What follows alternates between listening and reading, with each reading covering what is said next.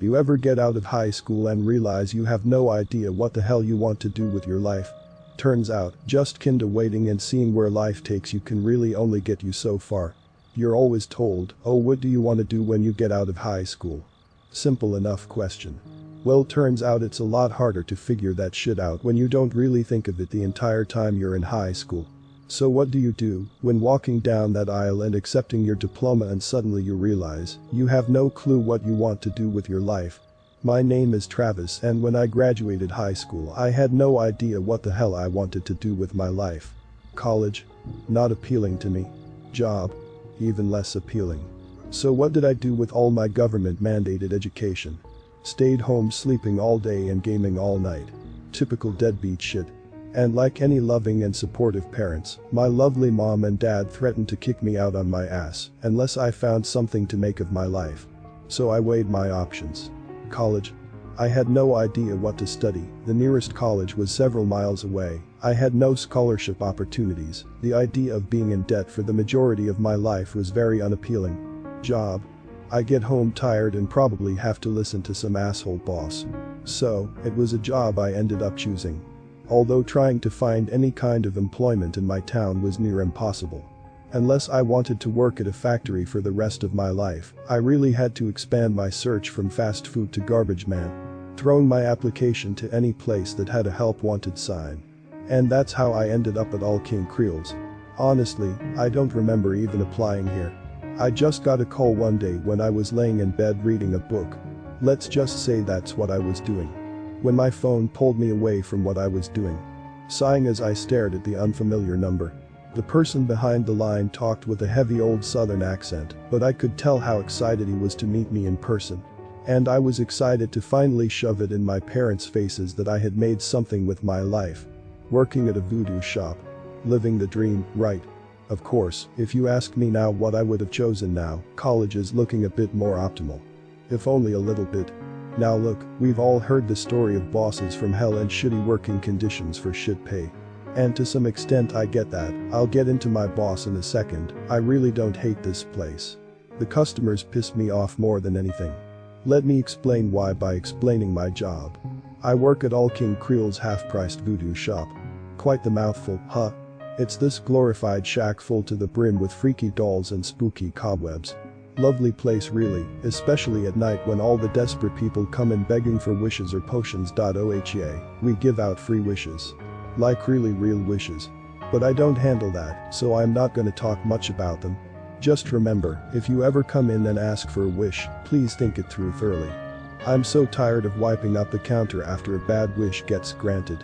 The main thing I deal with is doll sales and potions. Need that wart removed? Got a great potion for that. You a shitty parent and forgot little Jimmy's birthday. One of the dolls should do it. Just don't come crying to me when Jimmy's soul gets trapped in the doll. We have a strict no return policy. Is it a scam? No, you bought it without asking if it could suck up Jimmy's soul. Can't really do much about that now, can I? Potions are more flexible. The only time I've seen it go bad was a weight loss potion. Had to sell the angry lady a potion to get rid of all her excess skin. I dunno what she expected. She was like 300 pounds. Did she think all that skin was going to go somewhere? The way I check into work is also pretty interesting. If I can call it that. I show up on time, or 5 minutes late without fail, and stab a needle into a voodoo doll on the counter.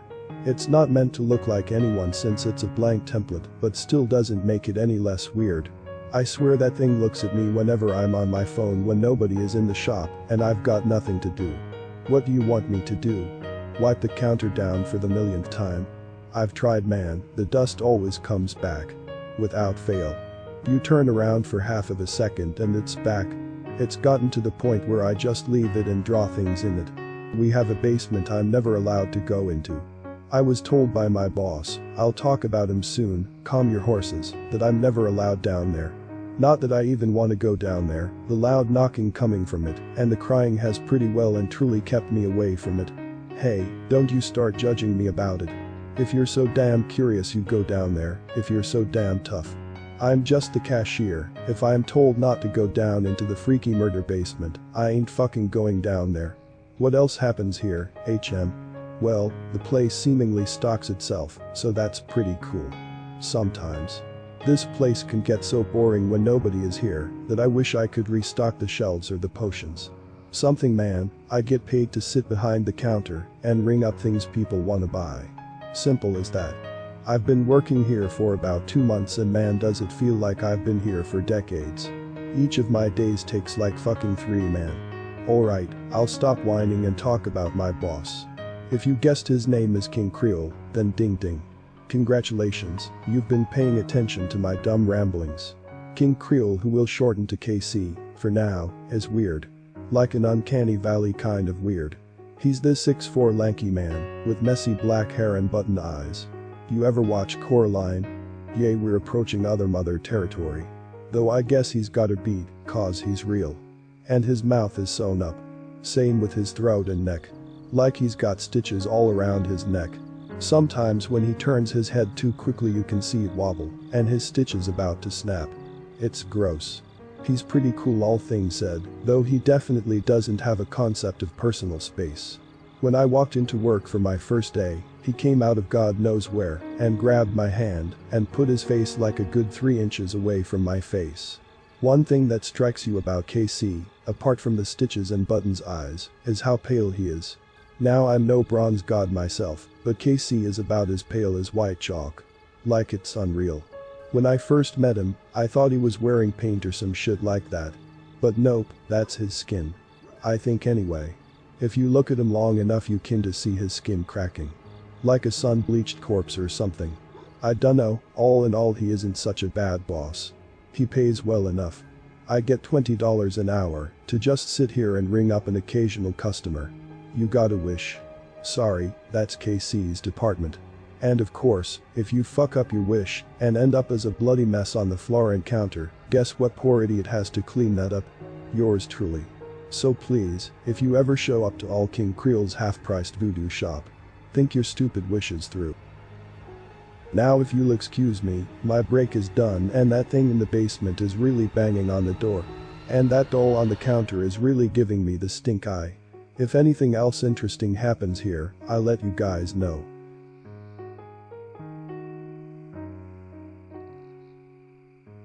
Seems as though my original post was pretty popular. Despite me just talking about how bored I am with my job. Well, turns out I guess I didn't make it scary enough for most people.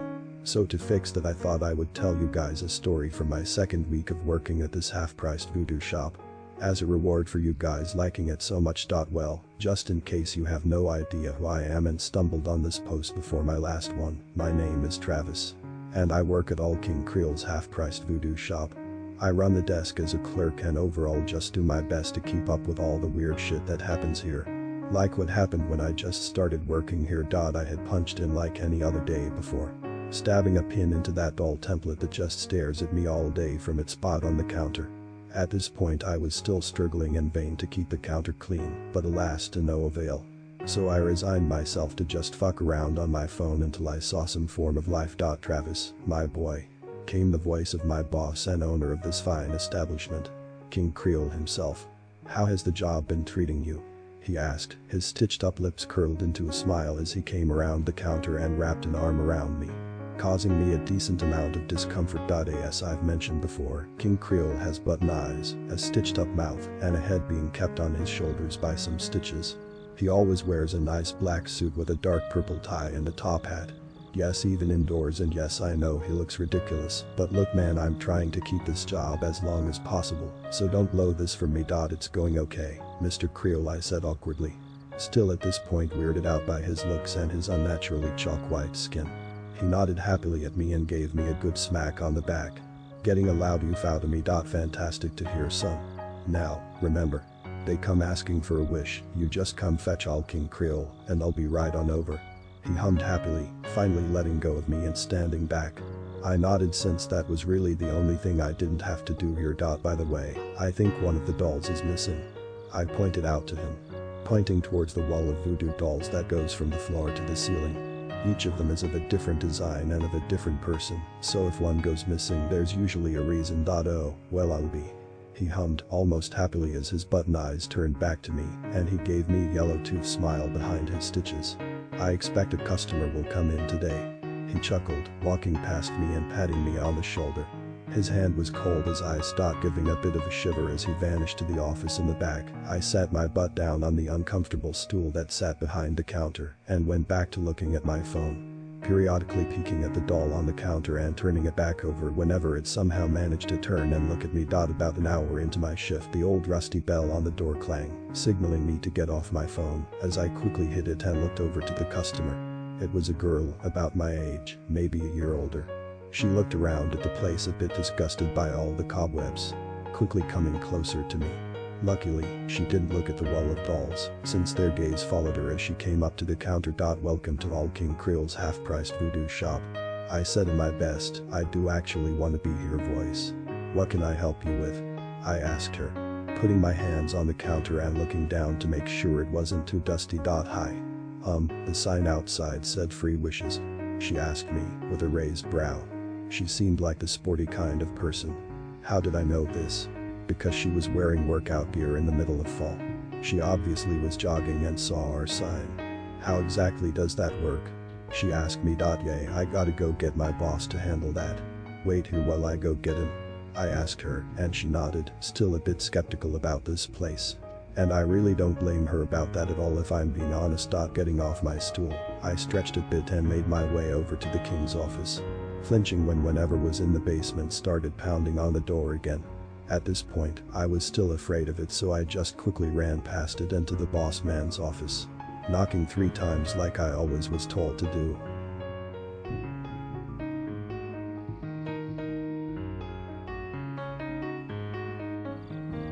Hey, Mr. Creel.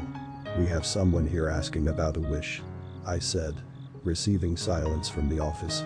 Raising a brow at that, I tried again, knocking another 3 times to get a response. Although the response I got was the girl at the counter screaming.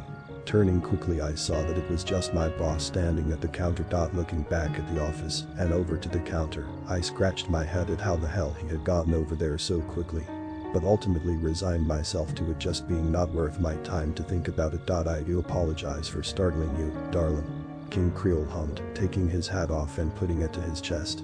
I do forget sometimes that my appearance does frighten the faint of heart, he hummed with a chuckle. Yeah, I had had the same reaction as that girl when I had first seen him. It's a little early for Halloween. The girl pouted, backing up from him, and I can imagine, really rethinking the idea of coming in here. I wouldn't have blamed her if she had left right there. Would have saved me the trouble of cleaning up afterwards. What can I do for you, Melissa? My boss asked, putting his hat back on that messy mat of black hair he owned and putting his hands out in front of him, obviously throwing the girl off by knowing her name. She looked to me as if to see if I was having the same reaction. I just shrugged at her. He did the same thing to me, so I didn't know what she wanted. Well, she began, looking back at him and pursing her lips in thought. What does asking for a wish entail? She asked him, crossing her arms at him. Not a bad question to ask in my own honest opinion. Well, you ask little Almy for a wish, and I grant it for you. No strings attached, he hummed, holding his hands up and showing that some strings dangled down from his gloved fingers. I do ask that you think your wish through very thoroughly. Wishes have a very bad tendency of backfiring, he said with a sad tone. I looked at my boss with a raised brow. That was the first time I'd seen him show any kind of emotion that wasn't, well, creepy happy is the best way to describe him. Seemingly sensing I was staring at him, his attention turned to me. Travis, can you please get something out of my office? He asked with a hum. I looked up at him confused, since I was never really allowed in there. But hey, he pays me, so I might as well do it, right? Sure. What do you need? I asked, looking to the counter and noticing that stupid doll was staring at me again. Get the brown satchel bag that's under the desk. I'll handle young Ms. Melissa, he hummed, turning his attention back to her, his hands coming down to the dusty counter and drumming his hands on them. Sure thing, sir. I shrugged, giving one last look to the girl before turning and going to his office. Not before that thing in the basement started banging again and startled me. Quickly rushing past it and into his office. King Creel's office was surprisingly spotless. I say that because the entire shop is covered in dust and cobwebs, so seeing such a nice office was definitely jarring. I know you guys are expecting severed heads and dead bodies everywhere, but really he just has a desk and some photos on the wall. All of them are scratched out though, so I didn't really pay too much attention to it. Going over to his desk and looking underneath it, I did indeed see the satchel bag he told me to fetch. Taking it and heading out of his office, I came back to Melissa shaking his gloved hand, and both of their attentions turned to me. "Travis. Good boy, you found it," he hummed as he motioned for me to come closer to him. I did and handed him the satchel. With a cheerful grin on his stitched-up mouth, he quickly slammed it down on the counter, kicking up dust and sending both me and Melissa into a coughing fit. He opened it up and searched inside of it for a bit, his smile growing wider and seemingly about to bust his stitches when he pulled out exactly what he was looking for. Pulling out a small can of what looked like skincare cream. "Now then, your exact wish was that you never wanted acne problems ever again, correct?" he asked the girl, tilting his head and waiting for an answer. From my angle at his side, I could notice that his head really strained the stitches on his neck. That would have been funny to see his head go rolling around the shop.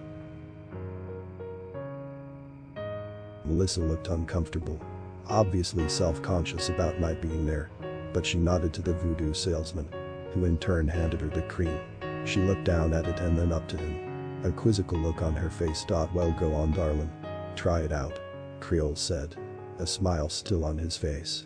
Melissa looked down at it and uncapped it. I tried to peek from my spot next to Creole from behind the counter into the jar. It was just a normal white cream, like any other kind of skincare product. Melissa sighed as she dipped her finger into the cream and got a conservative amount, tapping it on her cheeks and face as she spread it out in circles on the surface. And when she was finished, she pulled out her phone from her pocket and looked at herself, eyes raised as she waited for something to happen. And well, something did happen. She started screaming really loud, and her skin started sizzling and dripping off her face. Now I'm not squeamish much, but being caught off guard like that, I backed up and away from the counter. "What the fuck is in this?" Melissa screamed as the skin on her face started dripping off her faster, like a melting candle. Meanwhile, I was behind the counter struggling to keep my food down. Luckily for me, I had skipped breakfast, so I just gagged a lot. "You asked for not more acne, dear," Creole hummed over her loud screams and the sizzling of her skin. "Now you won't have to worry about that ever again," he hummed with a soft chuckle as he watched her squirm and scream some more. At this point, Melissa's face was mostly on the floor in a bloody mess. She clawed at what was left of her skin as it melted her down to her skull and sinews. Her hands weren't spared either as they too started melting their skin off. It took less than 2 minutes for the girl called Melissa to have become nothing but a steaming pile of bones, blood, and other gross shit on the shop floor. "Travis, be a good boy and clean up this mess, please," Creole said as he turned his attention to me. I was still hacking and looked up to him like he was insane.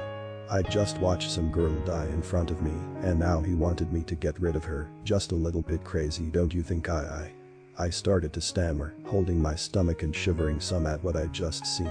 But my gaze turned when he gripped me by the shoulder and stared into my eyes with his button eyes. "Be a good boy and clean this up.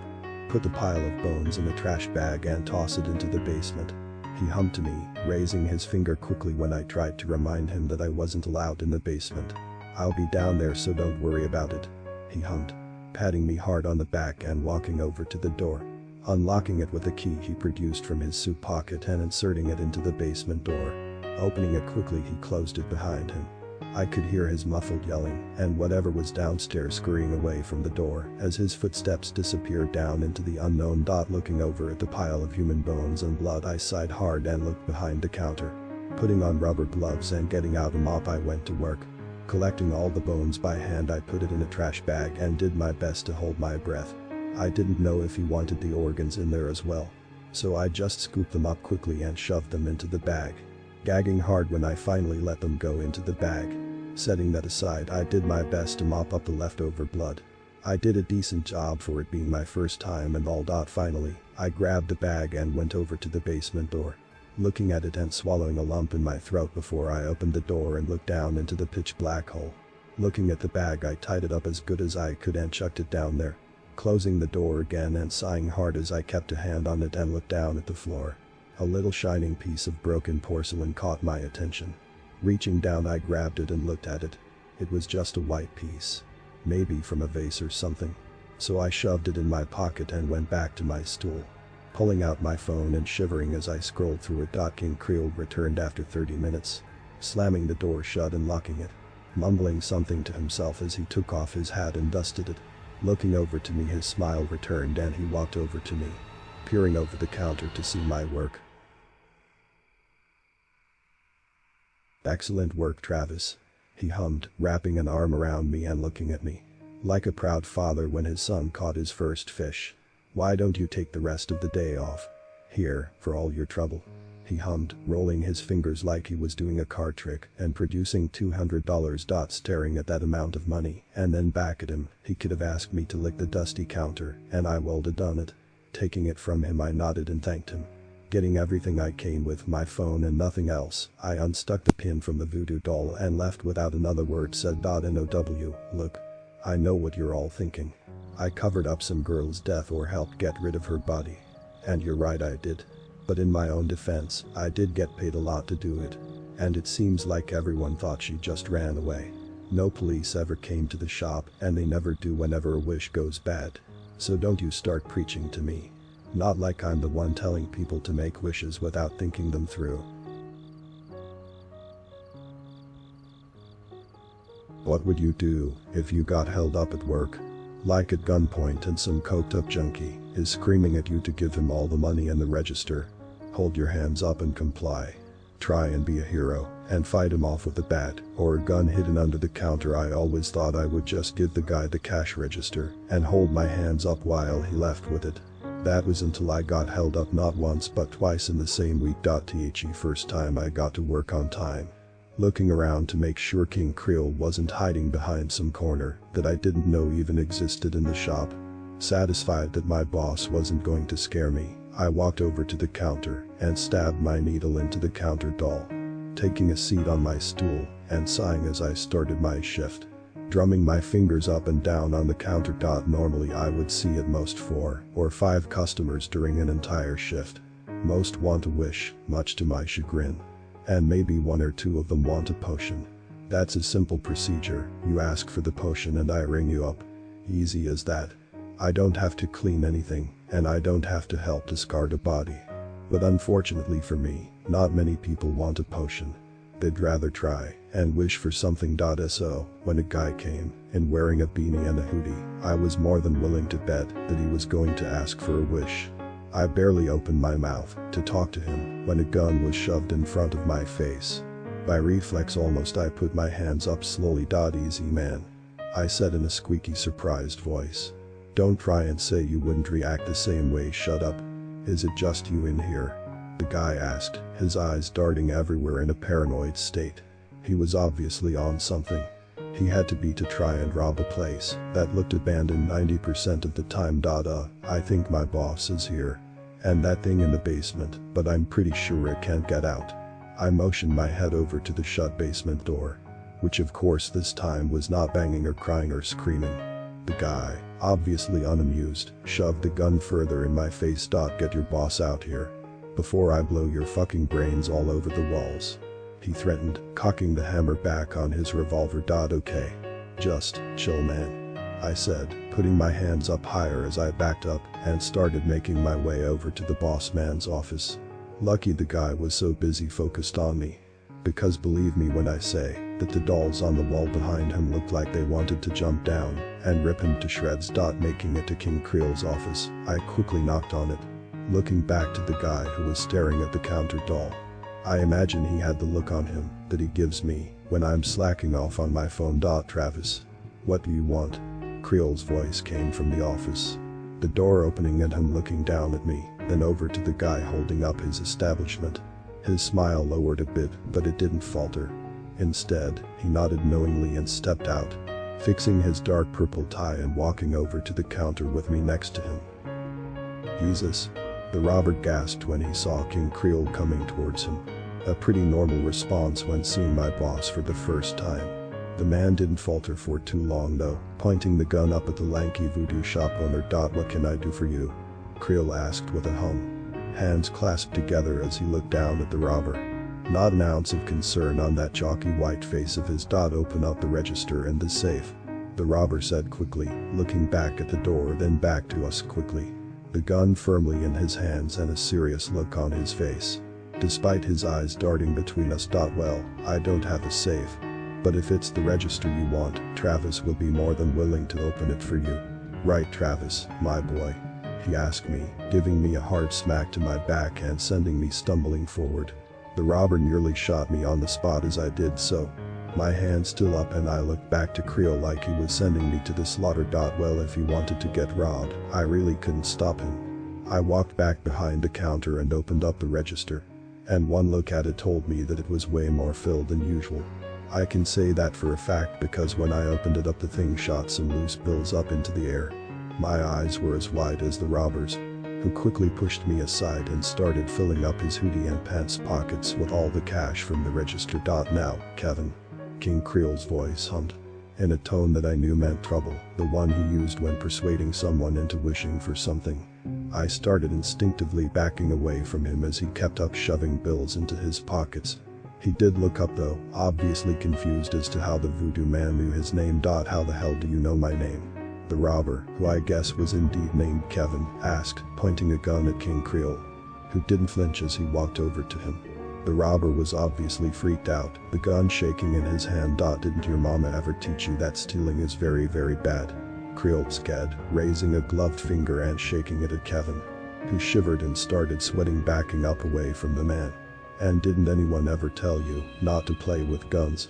He asked the man. Kevin looked to me, his eyes wide with fear as he pointed the shaking revolver forward. A loud crack went off in the shop. My own eyes were wide as my ears rang, seeing that Kevin had pulled the trigger on my boss. I looked over to King Creole, who staggered to a stop, his head jerked backward, and the stitches holding his head on almost snapping off. Oh, Kevin, Kevin, Kevin. His voice still rang, causing both my and Kevin's jaw to hit the floor. Creole jerked his head back into place, only this time there was an obvious bullet hole in his forehead. Looks like I'll have to teach you a lesson. He chuckled. Kevin then started backing up, dropping the gun to the floor and holding his hands up. I meanwhile looked over at Creole completely dumbfounded. I at this point had figured he wasn't really human, but surviving a headshot really kinda solidified that in my own head. I looked over at the register and saw that it was still very much full of cash.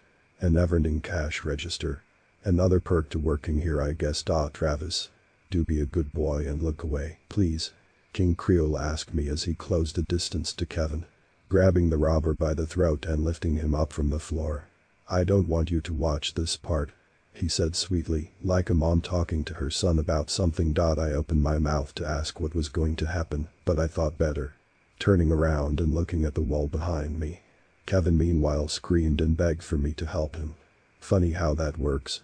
A couple of minutes ago he was holding me up, and now he's screaming at the top of his lungs to help him. Though that didn't last too much longer, since his screaming turned into gurgles and hacking coughs. I did my best to ignore the increasingly wet and nasty slaps and rips coming from behind me. I'm gonna be honest, the fear of what he was doing to the robber was a million times scarier than the act of being robbed. All done. The satisfied hum of my boss rang in my ringing ears. I turned and saw the big splatter of blood on the wall and floor where Kevin had been. Great. No doubt I would have to clean that up. What did you do with him? I asked the old voodoo king. He looked at me with those big black button eyes of his and looked to his arm, which he brought up and showed he was holding a controller for a marionette doll. Except it was made of bones. Small bones that almost looked like some kin to animals. Of course, those thoughts were dispelled when he lifted his arm up further and produced a small bloody figure attached to the stings of the controller. I'm sure I don't need to spell out who the figure looked like. I don't appreciate people threatening my employees.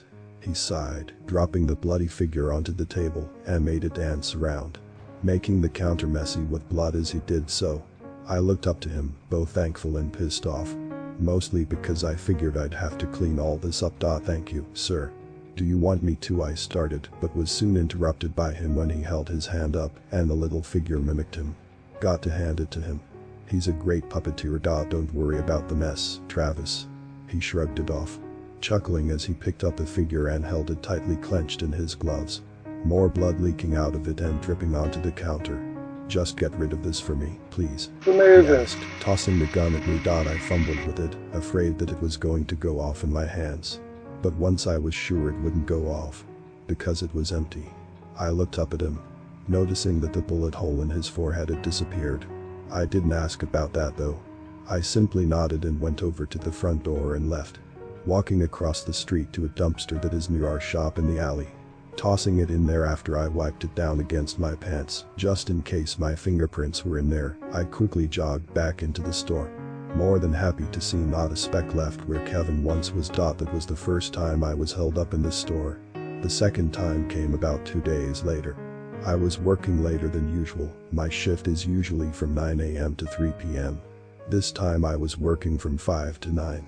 Not horrible, but we definitely get weirder people in the later hours. Weird people that are usually chill with King Creole and the odd person asking for a wish or potion. Well, this time a fine gentleman came running into the store and hid behind a shelf that covered him from the view of the front door. I watched as he squatted even lower when a car drove past, shining a light into the shop and going along after a moment. The guy looked up for a minute and then over to me. Hey, do you need anything? Or are you just here to loiter? I asked him.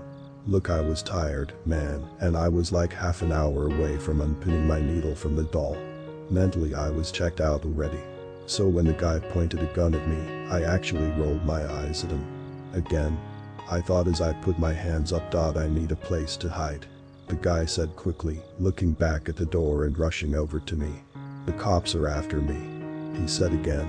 And that's when I noticed the blood on his clothes. I sighed and looked over to King Creole's office, hoping he could handle this. Of course, when I turned back around and saw him right behind this guy, I nearly shat myself. What have we here? He asked, putting his hand onto the other man's shoulder and flipping him around to face him. The man gasped and was quickly disarmed. Need a place to hide, son, what he said in confusion, but at the mention of hiding, he quickly pulled out a switchblade, pointing it up at Creole. Where? I need a quick man, he shouted, looking behind Creole to see if the cops were making another round. Why, right this way, Sonny, my boss said with a happy tone, pulling the nameless man along and towards the basement. Now seeing that really sent my stomach down into a pit. At this point, I had gotten used to the basement creature, but seeing some unsuspecting person getting led there, I felt bad for the man. Faster, you freak. They could be here any minute, the man said, flinching at any little creak of the shop. Creole took his sweet time, pulling out the key and opening up the basement. Opening it up and stepping aside like a grand unveiling. All yours, he hummed, watching with a wide smile as the man rushed into the dark basement, closing the door behind him and locking it. And that's that, he hummed, looking back to me with that same smile and walking over to me. What is down there, sir? I asked him, pointing at the basement door. Creole looked me dead in my eyes. I could tell he wasn't messing around just by the tone of his voice. None of your business, Travis, he said, in almost an animal-like snarl. I swallowed the lump in my throat and backed up a bit, nodding up at him and flinching hard when the door began to be banged on. Let me out, there's something down here, the man screamed, banging harder and harder on the door, the frame bending with just how hard he hit it. Of course, those soon turned into loud screams as I assumed whatever lived in the basement caught up with him. King Creole looked back at the basement door and waited for it to stop banging. Soon enough it did, and we heard the sounds of something being dragged down the stairs. I looked at him then. A look of anger was on his pale face. The first time I'd ever seen him like that. That whore gets what she deserved, he mumbled, low enough to where I assume he thought I couldn't hear. But here I did. I didn't say anything, wiping up the counter and unpinning my needle from the doll. Good night, sir, I said as I took off my name tag and shoved it into my pocket. My words shook him from his angry spat, and he turned on his heels to look at me. A smile on his face once again. Good night, Travis, my boy, he hummed, turning and walking off back to his office. I nodded and turned to leave myself. I stopped at the door though, turning back and looking at the basement door. I looked back over towards King Creole's office, and once I was sure he was in there, I made my way back over to the door. I looked at it, noticing the blood coming from underneath the crack of the door. I knelt and tried to peer through the keyhole. I didn't see anything at first, just the usual blackness of the basement. I sighed and stood to leave, until I heard a soft thud come from the door. I turned and raised a brow to that. Leaning down again, I put my eye to the keyhole. This time I was greeted by a green shiny cracked eye. Flinching hard, I backed up and quickly made my way out of the shop, shaking my head quickly and just getting out of there. I don't know what King Creole has down there. And I really don't want to know either. Even if whatever it is keeps begging me to let it out. So by this point, I'm pretty sure you guys have a pretty good grasp on what King Creole is like as a boss. He's creepy and a murderer by most definition of the law. Right. I mean, the button eyes and sewn up mouth should have been a dead giveaway to that. Well, he has ways of surprising you. Like some pointed out, he defended me during the robbery and the runaway convict situation. That alone sorta tipped the scales to him being pretty alright. Well, something happened a few days ago that really changed my perspective on him. It was a lazy Saturday. I was leaning back on my newly upgraded rocking chair. That's right folks, no more crappy tool. Old buddy boy Travis has a rocking chair now. Take that desk jockeys. Anyway, I was rocking on the chair, enjoying how good it felt to have back support when the rusty doorbell rang. I looked over at the door and saw nobody there. Odd, but not out of the ordinary in this place. Figured it was some ghost or something. Until I heard the sounds of tiny straining, and a little hand came up from the other side of the counter. I raised my brow at that, and quickly looked at the wall of voodoo dolls. Had one escaped again? I thought to myself. But my train of thought was derailed when a childlike voice pulled my attention back over. Excuse me? The voice asked. Innocent and just a little shy. I stood up from my rocking chair and looked over the counter to see a little girl standing there by herself. She looked to be about in second or even first grade. Her little hands quickly went behind her back when she looked up at me. Hello little girl. Are you lost? I asked her, looking around the shop for any sign of a parental figure. Didn't take me too long considering how small this place is. I want a wish. She said softly, looking up at me and giving a soft pout. The kind a kid gives when they expect the answer to be no, but they still want to shoot their shot.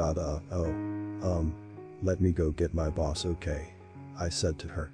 I wasn't exactly trained to handle children, much less one looking to ask for a wish. And having seen my fair share of wishes in this place, I almost wanted to talk her out of it. But a job is a job.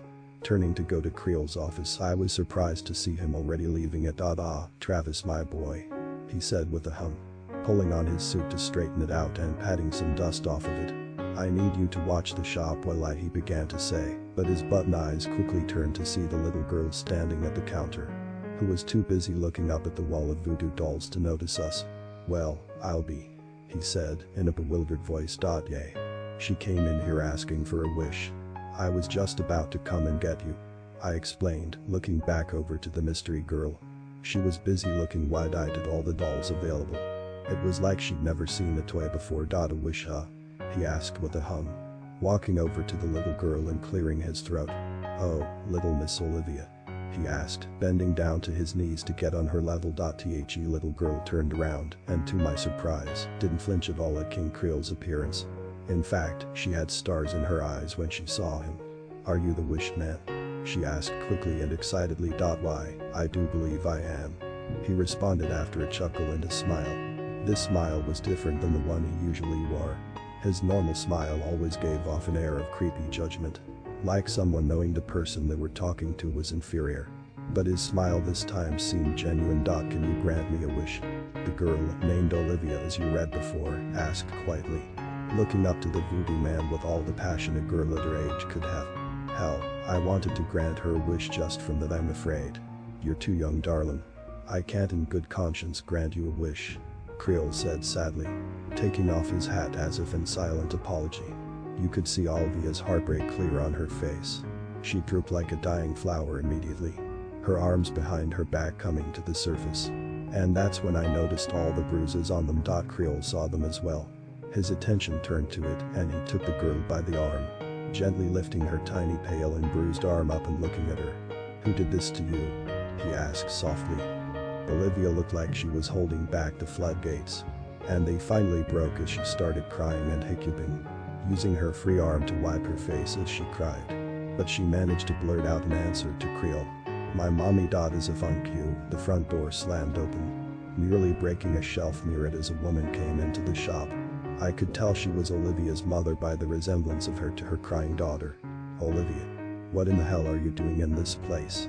She demanded to know, coming over with a look of rage on her face. Wow. Calm down there, darling. Little Miss Olivia was simply asking for a wish was all. Creole said, springing up and quickly pushing Olivia behind him. I acted as well, motioning for the girl to come over to be behind the counter. She reacted accordingly, coming over to me and hugging my pants leg. She shouldn't have left where I told her to stay. The woman spat in my boss's face. I could smell the alcohol on her from here. Figures. I'm not paying for whatever she asked for. Olivia, get your ass over here and get in the car. She screamed in my direction. I reached a hand down and patted the girl's head as she shivered violently against me. I assure you, ma'am, you don't have to pay for anything. Creole hummed, holding his hands up defensively against the woman's gabs and accusations. Why, all she asked for was a doll. And I'm mighty inclined to get her one. He hummed, fixing his tie as she walked past the angry mother. He walked over to the wall of voodoo dolls and hummed as he looked up at the wall, pointing his finger out as if to try and find the right one, and snapping when he found it. Reaching out, he took the correct doll and brushed it off, blowing on it and sending the dust in the mother's face, sending her on a coughing fit. I smiled at that, seeing my boss stand up for this poor girl. Miss Olivia? He asked her as he walked over and past the sputtering mother. He once again got down on her level and revealed the doll to her. It was a small one, about the size of my forearm. It was dressed in a black Victorian gown and had the hair to match, along with the button eyes of all the dolls we had in the store. Olivia, pulling herself away from my leg, looked at the doll with awe, sniffling as she held both her bruised arms out. King Creole carefully gave her the doll and smiled as she looked at it, brushing the doll's hair and quickly giving it a hug. Thank you, she said softly, clinging to the item as she walked away from the counter and to her mother. That thing better not have any fleas, she hissed, turning and grabbing Olivia's little arm and yanking her along. Olivia gave one last forlorn look as she was dragged away, the sad rusty bell jingling as they both left. I looked over to my boss, who was clearly as upset as I was. That scene was more difficult for me than all the bad wishes I've ever seen working here, because of how hopeless it all seemed. As if reading my mind, Creole put his hand on my shoulder and forced my gaze to look into his button eyes. She'll be fine, son.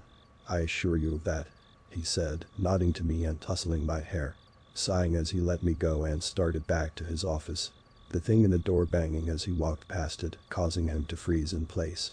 He looked at the door with a clenched fist and smashed his fist against it. Shut up. You're never leaving that place, he screamed at the door, his mouth wide as he gritted his teeth. A few of his stitches ripped, causing him to cover his mouth and walk over to his office, slamming the door with a loud slam, leaving me alone with the uneasy feeling of being all alone in the shop. The rest of the day was hard to get through. All I could think about was poor Olivia and her mother. I sighed and sat back in my rocking chair. Not much I could do. I didn't know her last name, so I couldn't report her to CPS.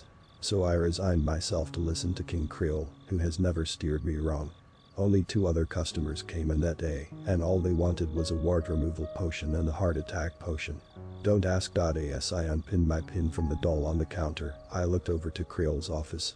Walking over to it, I knocked 3 times. Not hearing anything from inside, I opened the door and poked my head inside, seeing Creole at his desk sewing a doll at his office, obviously lost in whatever thoughts were dancing around in that head of his. Sir, I'm gonna head home, I said, breaking his concentration, and he lifted his head to look up at me. He looked confused for a second, before looking over to the clock on his wall and nodding, seemingly realizing what the time was. Right. Yes. See you tomorrow, Travis, he said like a robot. He turned back to the doll he was sewing and said nothing more to me. I nodded and turned to leave, letting the door to his office close behind me.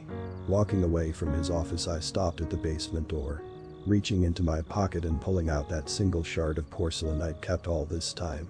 I rubbed my finger over it and looked at the door. Please let me out. The voice of a woman came from behind the door.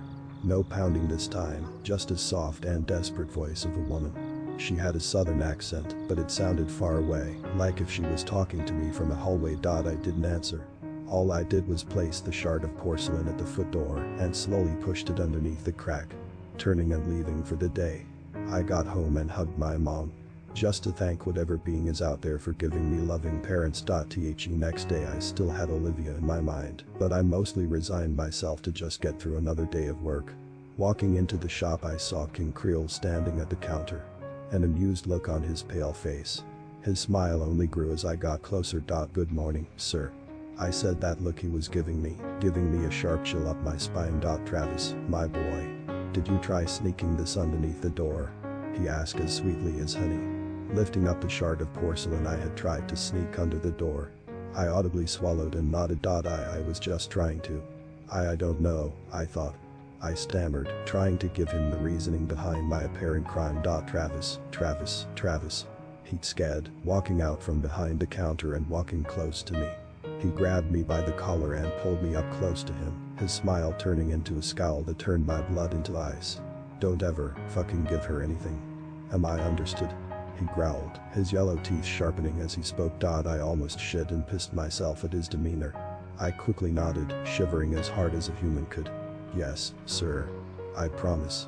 I stuttered out, breathing hard once he released me. His smile returning and his teeth going back to normal. Wonderful. Now you better clock in. I'm expecting a very fun appointment today. He hummed, spinning around on his heels and walking to his office. Walking past the basement door and into his office and letting the door close behind him. Huffing hard, I walked to my rocking chair and sat myself down. Stabbing the doll in the head and rubbing my face hard. Last time I would ever try to even look at that basement door, if that's how he reacted to my just returning something to it. Pulling my phone out, I used it to get my mind off what had just happened. Maybe an hour or two into my shift, my phone usage was interrupted by the front door flying open. The rusty bell nearly flew off from its place as the door swung open and shut afterward. I looked up and dropped my phone when I saw it was Olivia's mom. Although she looked a little paler.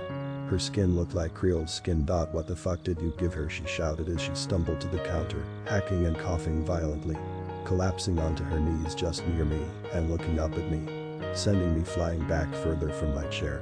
She had one eye dangling from its socket and the other one looked like it was made of milk chocolate and starting to melt. She clawed her nails into the counter and pulled herself up, feeling around and grabbing my arm and pulling me close to her. I don't know, man. I just work here, was all I could offer the woman, trying to get away from her as her one eye fell out with a gross sounding plop. She recoiled and stumbled backward, gasping and coughing. White puffy stuff coming out of her mouth and falling to the floor. I knew what it was instantly. It was doll stuffing. Goodness. You're early. Creel's cheery voice came. I turned to see he was standing in his office door. He strode his way over to the woman and grabbed her by her hair, pulling it upwards so he could look into her eye sockets. Now dear. We can't have you losing your stuffing. He chuckled, producing some thread and a needle. What the fuck did you do to me? She shouted, shoving him away and trying to stumble away. Only for her leg to buckle underneath her, like a fucking accordion. Humans aren't meant to bend that way if you didn't know. Dear me. You're changing much faster than I first thought you would. Creel chuckled, grabbing the woman again and yanking her up. I was in shock at all this. By this point, the woman's skin looked like one of the dolls we sell. That's when it clicked for me. She was turning into a doll. Sir. I spoke up, flinching when Creel slammed the woman onto my counter and started sewing her mouth shut, despite the woman's thrashing and quickly impinging appendages. He looked over to me with a quizzical look and smiled. Be a good boy and hold her down, Travis, he asked with a chuckle, continuing to sew her mouth up. I looked to her and swallowed as I walked forward and quickly gripped her arms, already feeling that there was not an ounce of bone left in them. All I could feel was doll stuffing. I closed my eyes as I held her down. I'm not proud of this moment. When he was finished and finally allowed me to let go, King Creel gave her the finishing touches, sewing buttons into her empty eye sockets and smiling as he wiped his gloved hands clean. Her present is all done. Just gotta wait for her to shrink. He chuckled, looking at me with an excited smile. I gave him a confused look, my eyes wandering down to the body. It was dead still and looking very much like she belonged in the morgue. The more I looked though, the more I realized that she was shrinking. Inch by inch. Well, at least I know where at least some of the voodoo dolls come from now. I was left in charge of the doll while I waited for this mystery guest of his. I already had an inkling who it was for, but with King Creel, you never know what to expect. I sat and watched as this fully grown woman shrunk down to the size of a child, then a toddler, then to the size of my forearm. And she was a doll, through and through. I lifted her up and looked at her, waggled her around, and finally left her on the counter. When the door opened again, the first thing I saw was a woman in a Victorian-style dress coming close to me. her hands clasped in front of her and looking at me with a warm and motherly smile. Good day, shopkeep. I do believe my daughter would like to speak with you, she asked in a soft British accent. I looked at her, my jaw hitting the floor. She was the doll. The doll that King Creole had given Olivia. As if to reinforce this point, a tiny hand came up to pull on the big black dress. The woman looked down and smiled, leaning down and lifting up the thing the tiny arm was attached to. Where's Mr. King Creole? Olivia asked with her big old happy eyes. I looked at her and then at this woman who just yesterday had been a doll. Looking back at Olivia, I opened my mouth to say something, but I was quickly cut off by Creole's office door opening, and the voodoo man smiled so much I thought he's bust a stitch. My darling, Olivia. How are you? He asked this like Olivia was a friend he hadn't seen in forever. At his voice, Olivia smiled as wide as him, and the woman put her down, letting her run up to my boss and giving his legs a hug. Thank you so much for my new mommy, she hummed, nuzzling her face into him. He chuckled and knelt down a bit, patting her head and motioning me to come over. I took the doll off the counter and came over, getting on my knees with an old man grunt and handing the doll to Olivia. She gasped and happily accepted it, wrapping her tiny arms around it and thanking Creole a million times. When all was said and done, Olivia said her goodbyes, and her new mother took her by the hand and led her out the door. This new mother turning around and waving goodbye to us and over to the voodoo dolls, who all waved back. I do love happy endings. Creole sighed, taking his hat off and rubbing his messy black hair, turning to me and raising a brow to my obvious uncomfortableness over the whole situation. Don't worry, son. She's in the best possible hands, he said, putting a hand on my shoulder. Sir, how come you didn't hurt her?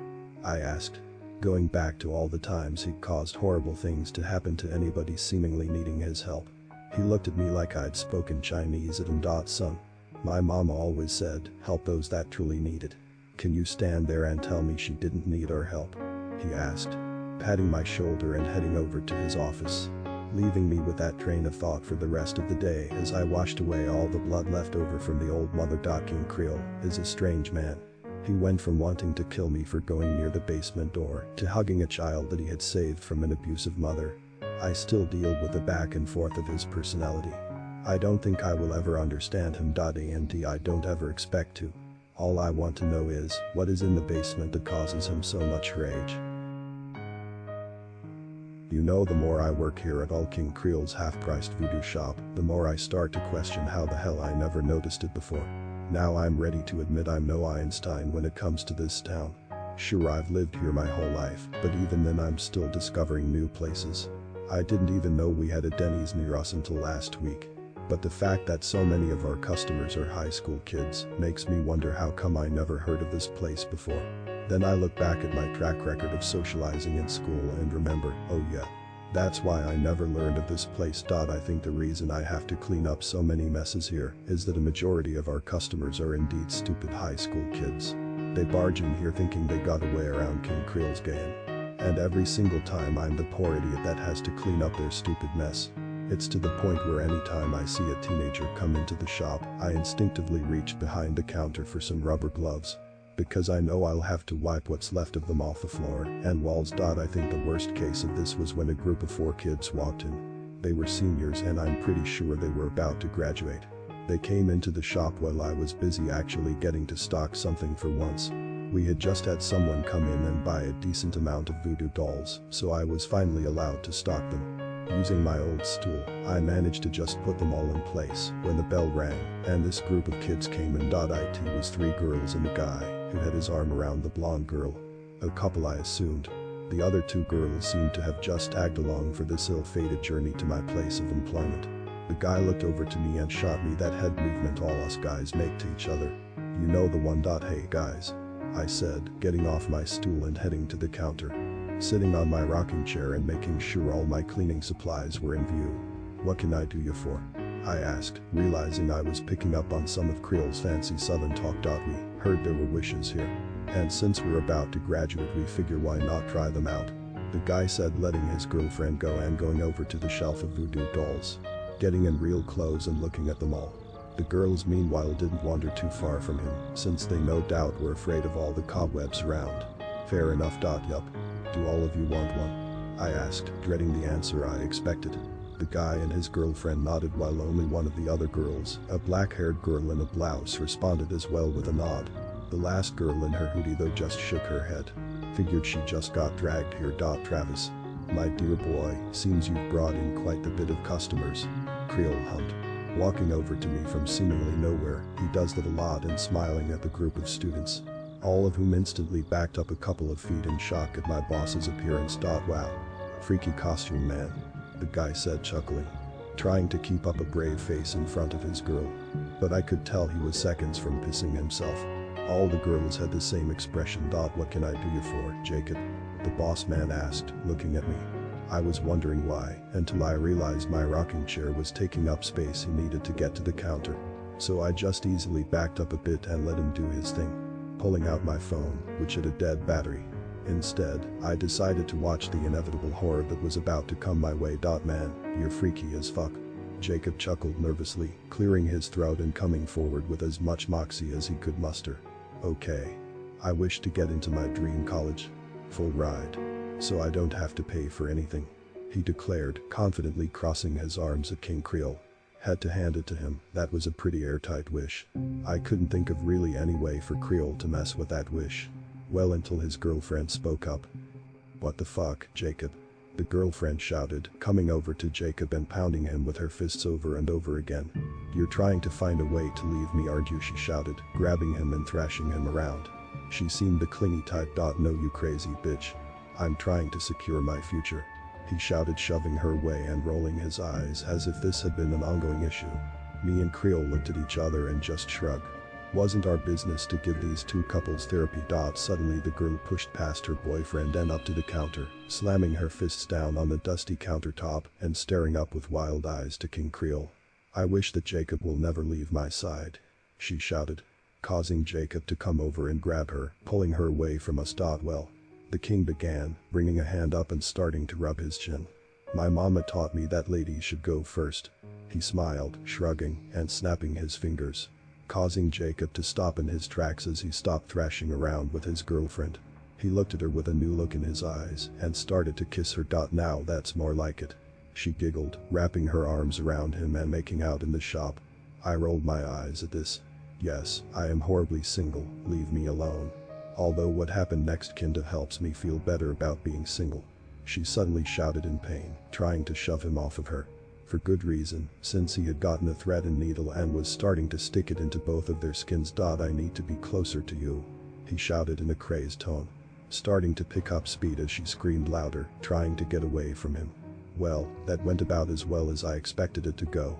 He managed to pin her to the floor as he started to sew the two of them together. The two other girls were screaming and cowering together as they watched the scene. Since Jacob appears to be preoccupied, Creole said with a chuckle, turning his attention to the two remaining girls. Would you ladies like to try your luck? He said with a smile, his fingers drumming on the counter as he waited. The black-haired girl quickly looked at the hoodie girl and shoved her away, backing up from everything and looking back at the door. I wish that I could live the rest of my life never seeing you again. She shouted, backing up and getting to the door. Creole shrugged and nodded to her. If that's what you wish for, he said, looking back at her and motioning for her to shoo with his hands. The girl nodded and turned, opening the door and running out at full speeds. Shame she didn't see that car that hit her seconds afterward. I flinched at just how sudden it happened. Like she was out of the shop and dead in a good 10 seconds. The last girl remaining was screaming her head off as she saw the girl hit by the car. And let's just say that Jacob and his girlfriend were closer than they were ever going to be. He and she were sewn together nice and tight. And bleeding everywhere. Please don't kill me.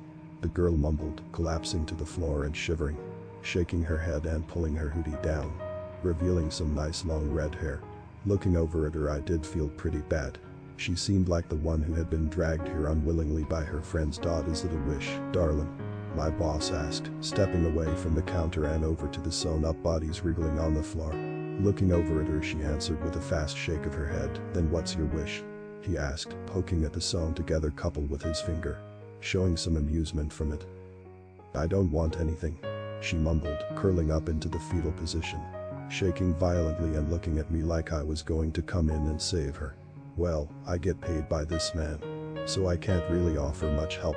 Shame. If that's the case, then please leave my shop. I don't take kindly to loiterers. He'd scared, the front door swinging open. The girl looked up quickly and then to the two of us. Cautiously standing up and walking out of the shop. Making sure to keep on the sidewalk as she started running away. Want me to clean up, sir?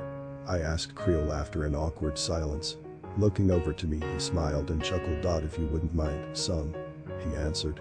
Looking at the sewn couple and then over to the basement door. I could tell from his face he was trying to figure out a way of getting them down there. I meanwhile was already getting them up ready. Need help moving them? I asked him as I sat the bucket down and started filling it with bleach and soap. A decent enough way to hide the blood, but if the cops ever shine that stuff that shows hidden blood splatters, this place would look like a cheap motel room.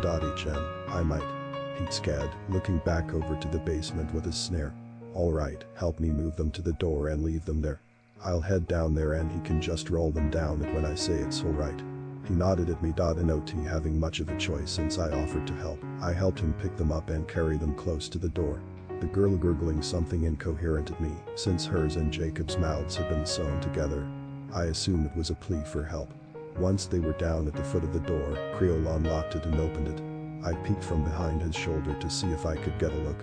But nothing but blackness stared back at me. Alright, looks like we can just kick them down there. Creole hummed, placing his dress shoe on the wriggling mass and shoving it down the stairs. The wet smacking and rolling were heard for a good solid 30 seconds. We waited, the door still open. Then we heard rapid crawling coming towards us. Before I could see the mysterious basement creature, Creole slammed the door closed and locked it tight. Well, I said after a decent amount of silence. I'll start cleaning, I said, backing away from Creole and heading back to my mop and bucket. Starting to wipe away all the evidence of our latest crime. When I looked back at the basement, King Creole was still standing there. He was looking at the basement with his usual anger. Before wordlessly just walking back over to his office. I let him go, continuing to do the part of the job I hated most. While I was busy mopping, contemplating if I really should have gone into college, the door opened up and I heard the familiar words of hands in the air. I raised my hands up quickly, my mop hitting the floor, and I turned to look at who was holding me up this time. Turned out, it was a cop. Fuck. My arms straightened up quicker when I saw it was a cop this time, and not some idiot trying to rob us. Those thoughts of college were really starting to seem much more appealing. Turn around and step away from the mop and bucket. He ordered me. I did as I was told, heading over to the back wall. The cop closed a distance and slammed me against the wall, slapping some cuffs on me and throwing me to the ground, putting his gun in my back. Where's your boss? He asked me, grabbing my head up so I could answer him. Office. Over there.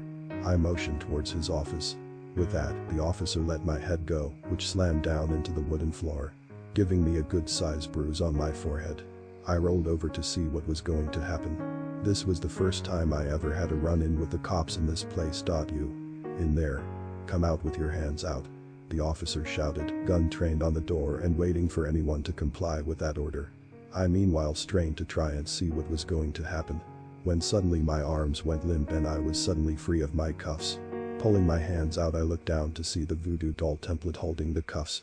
Turns out that thing doesn't hate me that much after all. Opening the door, Creole stared at the gun in his face and then over to the officer. His stitched mouth in a smile as he looked at the man. Rookie. Your sergeant should have told you that you're not allowed in here. He sighed, looking past him to look at me on the floor. And assaulting my employee. Shame on you. The voodoo man sighed, suddenly getting grabbed by the officer and tossed onto the floor. Quickly. Keep your mouth shut, you fucker. What did you do with the body? He shouted, putting his foot on Creole's back. I felt afraid for the officer. Handling King Creole like that in his own shop would not end well. And end well it did not. The second his foot was put on King Creole's back, every single voodoo doll on the wall came to life, staring at the officer and jumping off their place on the wall, hissing and screeching at him as they all rushed towards him. The officer looked at the sound of the noise and let out a shout as he tried shooting them. He got 2 shots off before they swarmed him. The best way I can describe what they did to him was piranhas eating a cow in the Amazon. They swarmed over him and ripped chunks of his flesh off his body. I never can stand, rude idiots. Creole hissed, angrily standing up and dusting himself off, walking over the rapidly disintegrating cop body and coming over to me, offering me a hand and pulling me back up. Sorry, you had to see that. He sighed, dusting me off. His attention then turned towards the squad car waiting outside, his button eyes staring at the car, and he made his way over to the door. Stepping outside the shop for the first time since I started working here. I looked over at what was left of the officer. A bloody uniform and nothing else. In the split second I wasn't paying attention, all the voodoo dolls had returned to the wall and now had some accessories with them.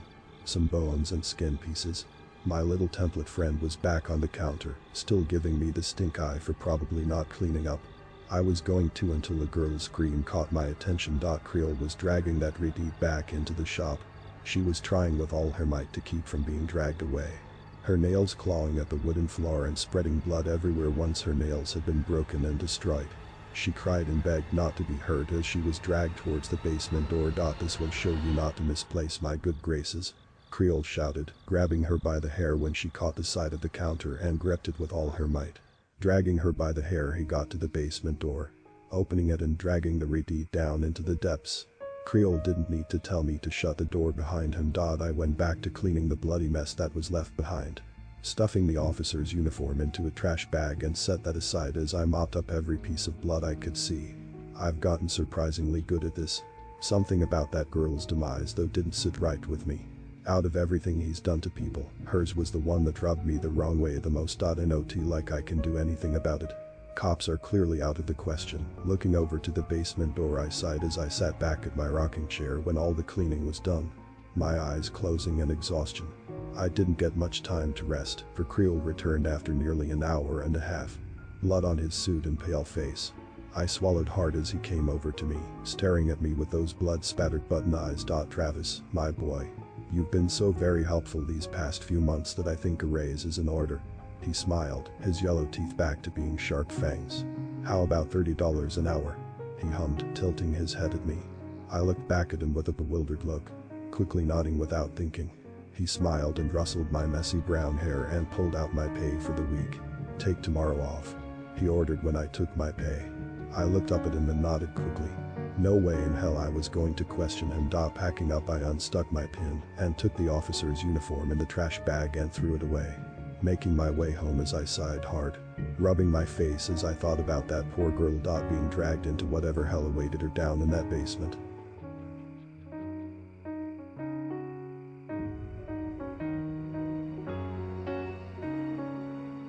Ever since the redeed incident, I was wary of going back to work. I've never really cared about the people who get what they ask for whenever they don't think a wish through. But she wasn't there for a wish. She didn't want anything. She was just there. Yeah, she brought a cop to the shop, but if I was her I'd do the same thing. Whatever happened to her down in the basement, she didn't deserve it. My day off was spent mostly in my room sulking, just wrapped up in my blankets and contemplating the many horrible things I had done for King Creole.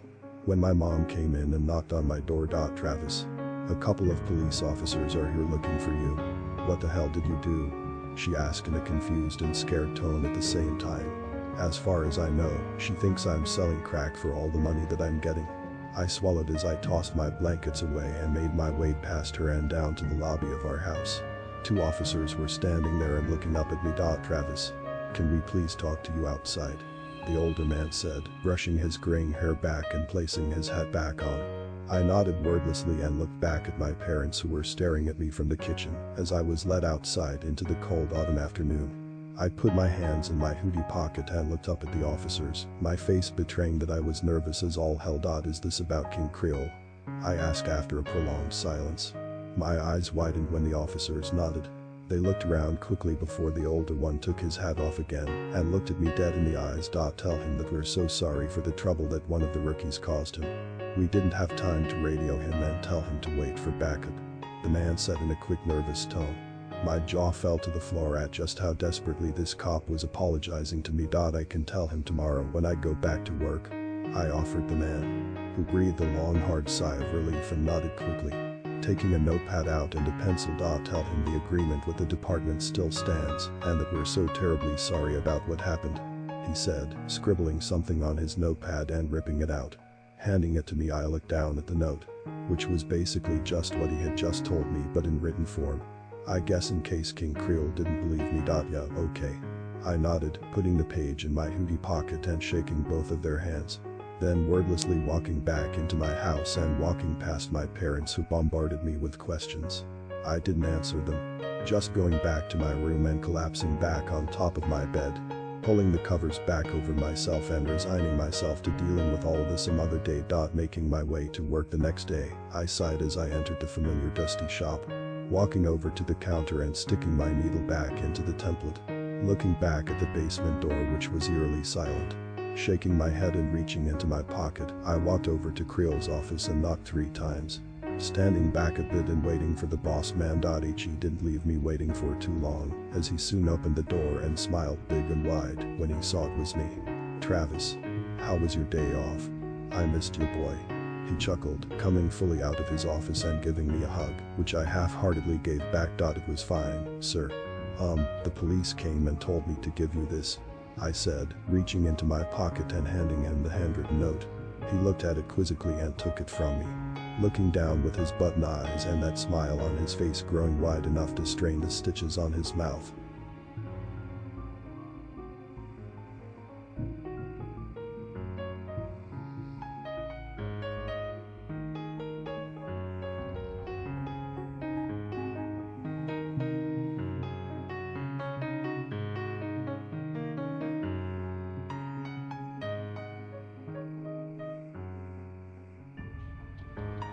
"Oh, marvelous."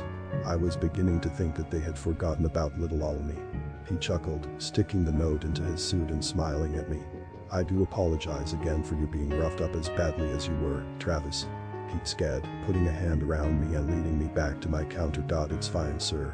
It didn't hurt that badly," I said, rubbing the bruise on my forehead a bit. "It only stung if I touched it, really. Lucky for me, my hair is long enough that I can hide it behind my bangs. Pays to never get a haircut sometimes. Good. I do enjoy your company in the shop. Even your little friend was missing you." He chuckled, tapping the template doll on its head. I looked at it, and for once it wasn't giving me a stink eye. "Glad I'm not such an ass to it after all.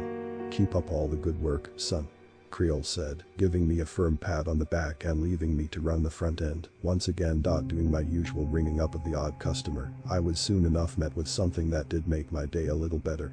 Olivia usually came back to the shop every Saturday with her new mother, so it's always a little ray of sunshine to see her so happy. "My doll broke," she said with a sad little pout, holding up the doll of what used to be her mom and showing that the arm had indeed come off.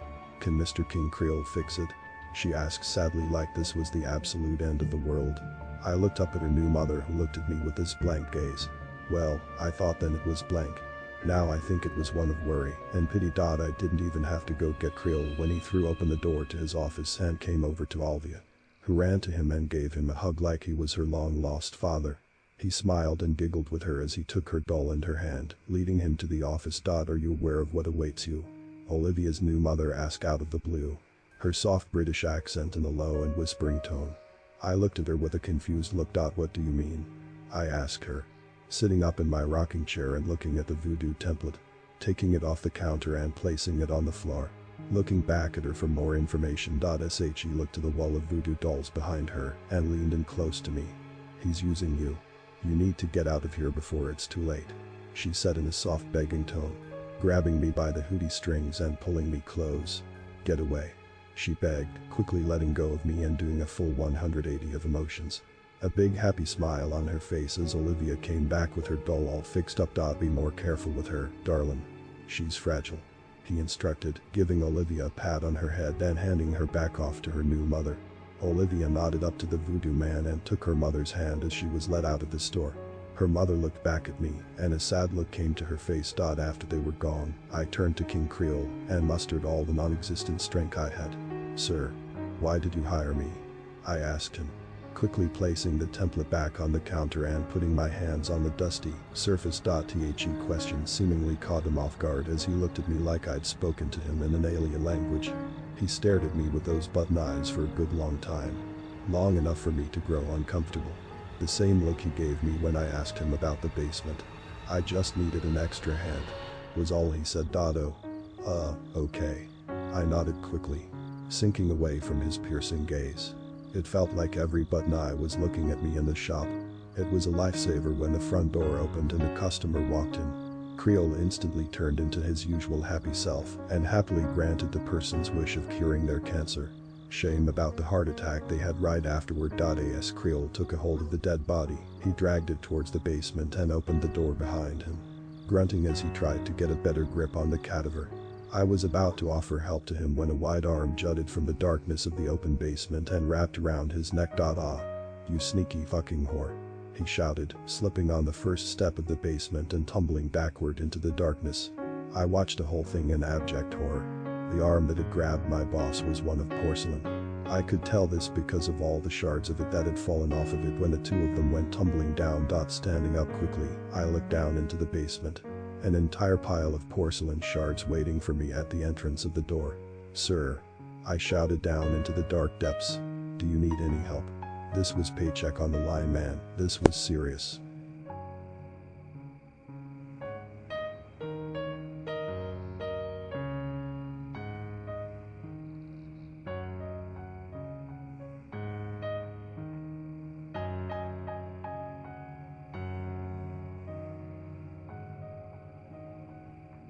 I didn't hear anything from him and I looked down into the dark depths. Swallowing the bile building in my throat, I pulled my phone out and turned on the flashlight and clenched my fist as I took my first step into the basement. It took me a whole 30 seconds to take my second step just out of fear for whatever was going to come towards me in the darkness. Sir, I shouted into the darkness again, taking a few more liberal steps before I froze again. I shone my flashlight deeply into the darkness and heard a fast scurry heading towards me. Oh fuck this, I shouted quickly, turning and booking it upstairs. I managed to get up there and put my hand on the door, flashlight still shining down into the dark. What met me was a woman, body made completely out of porcelain, crawling up the stairs at Mach speeds towards me. She wore a dirty and tattered white dress, and she was missing one of her eyes. I didn't let her get far as I quickly slammed the door in her face and pushed my full weight up against the door. Let me out, she screamed, smashing her hands against the door. Cracking porcelain hurt as she smashed and beat against the door. Before he wakes up, please, she screamed, confirming to me that she'd subdued my boss. I closed my eyes and just kept my full weight against the door as she kept on banging. I can't. I have no choice, I screamed back, just keeping my eyes closed as she banged and pounded with futility. I didn't know who this creature was and I didn't want to know what was going to stop me from ending up like her. So I just kept against the door until she suddenly fell silent. I wasn't about to take my chances and just stayed against the door until a familiar voice came from behind the door. Open the door, Travis, came the haggard and tired voice of my boss. I cautiously looked at the door and backed away from it, the knob turning and the figure of my boss coming out and slamming the door shut, locking it with the key and pounding his fist into the door. Are you okay, sir? I asked him, backing up to give him his space. He looked back at me, the stitches to his mouth torn open as he covered it with his hand. Nodding to me, he pointed to something behind me. Looking, I saw the template was holding a spool of thread and a needle. Nodding to him, I walked over and gave it to him. He lifted his hand up and quickly started to sew up his mouth. A thick black liquid was dripping from his mouth as he sewed himself back up with expert precision, finishing it up in under 30 seconds flat. I'm fine, son. She just got the drop on me, he growled, tossing the spool back at me and working his lower jaw. He then turned his attention back to me and grabbed me by the throat, shoving me into the wall and giving me a firm squeeze of my throat. I told you never to fucking go down there, he snarled at me. I was worried about you, I choked out, trying to pull him off of me, gagging and looking pleadingly at him. He gritted his teeth and dropped me, causing me to gag and choke for air as he walked away from me. I looked up as he walked away from me, silently going into his office and slamming the door closed. Pulling myself up into my rocking chair, I breathed hard, just trying to get my bearing. It took a good hour for me to finally pull my phone out and shakily look at it. What could I possibly do? The police obviously wouldn't help me if they came to me to apologize for them coming here. I had no one to answer anything for me, except I looked back at the basement door and walked over to it, stepping over the still dead customer. I'm sorry. I'm afraid of him. Do you know anything about him? Is there some way to stop him? I asked into the keyhole, waiting to see if the porcelain woman was still there. I waited there, about to give up when a soft voice came back to me. Charles, she whispered softly. Charles Sumner, was all she whispered, going silent again and not responding again. I nodded a silent thanks to her and went to my counter, pulling up my phone and starting my research. Well, it turned out that the only thing I knew about Charles Sumner was that guy that got beat with a cane in the Senate before the Civil War. So I don't think the internet is going to help me there. I worked the rest of my shift and left without a word to King Creole. But instead of heading straight home, I went somewhere I hadn't been in years. The library. A wealth of knowledge. And the only place I could think that would have anything on my boss. Getting to the reference section, one poured into everything and anything I could. Looking at the newspaper section. The headlines, deaths, famous people from my town, anything about Charles Sumner. And then, about an hour before they were about to close, I got a hit. Charles Sumner, 1900 to 1925. He was a pretty famous pianist back in the day and was even part of a band called the Sumner Orchestra. Other than that, I didn't get too much about him, but it did lead me down a rabbit hole when I saw the only picture of him in the reference book. It was clearly my boss. King Creole in the flesh. No button eyes, no stitches, nothing. He was no doubt human in this picture. That was surprising. What surprised me most was the woman standing next to him in the picture, because that was the porcelain woman. She was famous enough to have a caption along with our boy Charles. Mary Simmons, a well-loved singer in the band. And according to the book, Charles's fiancée. I dropped the book when I saw that and stared in disbelief. She was his fiancée. What could she have done to deserve what she was getting? I needed to know more. Then all of the lights in the library cut out. I looked up quickly and nearly pissed myself. Grabbing my phone and turning the flashlight on. I clung to it tightly as I looked around quickly. I looked back at the book and, sorry about this library, ripped a photo out of it. Stuffing it into my hoodie and making a break for it. Until I found myself falling flat on my face. Looking down, my eyes went wide as I saw a couple of voodoo dolls at my feet, having tied my laces together while I was in the darkness. Oh, give me a break. I shouted at them, kicking them and quickly ditching my shoes as I made a run for it again. Getting to the front doors, I pulled on them, to no avail. I was locked in.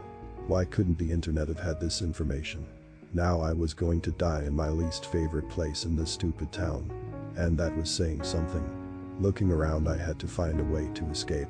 I had the idea to head to the fire escape. Looking around, I soon made it to the nearest door and reached out to open it, only for my arm to go completely limp on. I raised a brow at this before I lost control entirely of my body, once again hitting the floor with a grunt and looking around in terror as I couldn't move. A million questions I asked were soon answered when a familiar voice came up behind me. You should have left well enough alone, Travis. Creole berated me from the darkness. The lights coming back on and revealing him standing right next to me, holding a voodoo doll that looked exactly like me. He held it in a firm grip, a needle held right up to the doll's neck. I swallowed hard and looked up at him. I just wanted to know more about you. I shouted at him, the fear in my voice obvious. But he held a hand up to his mouth to hush me as he knelt down with the doll in his hand. Use your inside voice, Travis. We're in a library. He chuckled, grabbing me by my hair and pulling me up by it. You want to learn more about me, huh? Want to know about what that whore did to me? He asked, his teeth growing sharp as he talked. Reaching into my pocket and pulling out the page I'd ripped from the book. He looked down at it with disgust at first, but also a sense of sadness. Please. Don't kill me. I whimpered, shivering, and trying to gain any kind of control back over my body. He looked at me, and then at the paper. Tossing it back at me and giggling like a little child. I'm not going to kill you, son. I need you for things, he said, grabbing me by the hair and pulling my head up to meet his button eyes. But after this little stunt you pulled, it looks like I'll have to put things in motion. He sighed, pulling me up to my feet and tossing the doll of me up and down. What do you mean? I asked him, again getting shushed by him. He patted my head and whispered something into the doll's ear. I suddenly got super drowsy and struggled to keep myself standing. Looking at Creole and finally I passed out. I woke up this morning and gasped. Looking around quickly to see where the hell I was. I was in my room. Had I dreamed of all that? The picture of Charles and Mary, however, was still in my hoodie pocket, however, and that quickly dispelled any idea of a nightmare. I got up and went to the bathroom next to my room. And screamed. Because looking at my reflection in the mirror were two big black buttons. Where my eyes should have been. Look, I don't know what he's doing to me. And I don't know how to stop it. I'm scared, guys. I'm going to find out how to stop him before I end up like all the customers I've shit about. If I don't upload, assume I failed. My skin is getting really pale as I finish this up, so I got to get a move on. Wish me luck.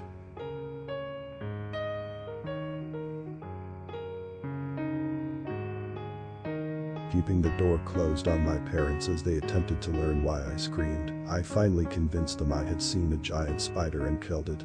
When I finally heard their footsteps walk away from the bathroom door, I took another look at myself in the mirror. There was no doubt that my eyes were replaced by buttons. I couldn't blink, not that I really needed to. And I could see much better than I could before. This would have been nice if my eyes weren't fucking buttons. I was stuck. I had to learn more about Creole and learn how to defeat him before I turned into whatever the hell I was about to turn into. And I have to give it to you guys. Mentioning that I should find Olivia's new mother. Unfortunately for me, I had no fucking clue where she lived. I pulled on my hair trying to figure out where she could live. When I had an idea. All of the items that were on her original mother's body was sitting behind a counter at work. This included a cell phone and her wallet, where her ID would be. Great, back into the lion's den. Suiting up in my hoodie and pulling the hood on quickly, I ran past my parents shouting that I was late for work and booked it outside. I hope I can see them again someday. Making my way to the shop, I gathered all the courage I could and walked into the shop, and was immediately confused when I saw nobody there. The office door was closed and the basement door was locked shut as usual. Well, at least this part would be easy. Walking over to the counter, I fished around in the container of people's things and soon found what I was looking for. Sophie, I said aloud, looking at the ID of Olivia's old mother, which contained her address. And it was within walking distance of here. Stuffing the ID in my pocket, I quickly turned to leave and walked right into Creole standing behind me. You do look very distinguished with buttons. He cooed, grabbing my face with his hands and pushing the hood off my head. Looking up at him, I shivered as he stared at me with a happy expression. You're looking quite pale these days. Are you sick, Travis? He asked, fake concern plastered all over that pale face of his. Looking down at my hand, I saw that it was quickly becoming the shade of white he was. What the fuck are you doing to me? I shouted at him, pounding on his chest and finally shoving him off of my face. Backing up from him and starting to head for the front door. I need a store clerk. You answered the advertisement, Travis. He said with a chuckle, picking up a voodoo doll of me from the counter. Pulling a needle from his pocket and holding it back up to the doll's neck. I froze and looked at him with gritted teeth. Looking behind him, I feigned concern, making it look like Mary had broken free from the basement. He fell for it and looked back at the basement door. He did so long enough for me to chuck Sophie's cell phone, which I had kept, right into his head, knocking his hat off and staggering him for a bit. Turning, I quickly fled out of the shop and started booking it towards the direction of Olivia's house. I was hoping that the voodoo doll had a limited range on me, and luckily I think it did, as nothing happened to me as I ran to the neighborhood. Panting and out of breath, I looked around to try and find the correct house. Soon enough managing to find it and stumbling my way to the door, knocking on it hard. You work with Mr. King Creole? Olivia gasped when she opened the door for me. A look of confusion on her face when she saw me with button eyes and pale skin. Can I get button eyes too? I need to talk to your mommy, I said through exhausted panting. No wonder I almost failed PE all those times in high school. She nodded and let me into the house. I looked around and saw that every single picture in the house was of Olivia and her new mother. Not a single one of Sophie existed. Damn, is he good? Oh dear God, came the soft and concerned British voice of Olivia's new mother. I looked up at her and stumbled to her, grabbing her by the collar of her poofy black dress and shaking her, the desperation clear on my face. Help me. How do I stop this? I screamed, begging the woman to help me in any way she could. I did not want to end up like Sophie or all those other people that Creole had killed. I know his real name, and I know who's trapped in the basement. Please, tell me how to save myself. I shouted again. I do not know. If I speak ill of him, I may. She looked over to Olivia, who was playing in the living room, oblivious to us and in her own little world. She turned back to me and bit her lips. Go to this address, she said quickly, pulling out a notepad and scribbling on it. Please tell me it isn't far, I begged. Having to run here had really wiped me out. It is, I'm afraid. But it is the only place that may help you, she said, tearing off the sheet of paper and handing it to me. I looked down at it and raised my brow. Isn't this right near the shop? Won't he know? I asked her, wondering if she was sending me on a suicide mission. But she shook her head and kept her hands together around the notepad. He does not go there anymore. You should be safe, she said, then her face twisting into fear as she covered her mouth with her hands. The notepad fell to the floor as she backed away from me. I shivered as she did so, scared at what she could have seen. Why are you blushing, mister? Olivia asked me, her attention now on me and tilting her head in confusion. Was I blushing? I didn't feel hot enough for that. I pulled my phone out and looked at myself in the camera. And my heart sank in an instant. My cheeks were painted red. Like a puppet's. I turned and ran out of the house, adrenaline up and completely in panic mode. He was turning me into a puppet. And if I didn't stop him soon, it was going to be over for me quickly.